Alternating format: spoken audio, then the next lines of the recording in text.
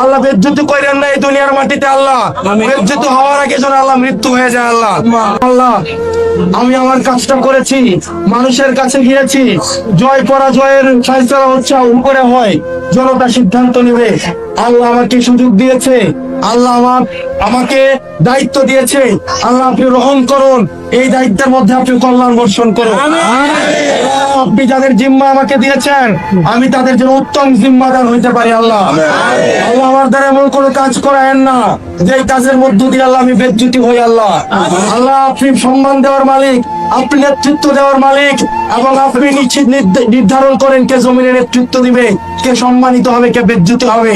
আল্লাহ বেজ্জতি হওয়ার আগে আল্লাহ বেজ্জতি করেন না এই দুনিয়ার মাটিতে। আল্লাহ বেজ্জতি হওয়ার আগে যেন আল্লাহ মৃত্যু হয়ে যায়। আল্লাহ আল্লাহ আপনি আমাকে যে দায়িত্ব দিয়েছেন এই দায়িত্ব যেন আমি পালন করতে পারি।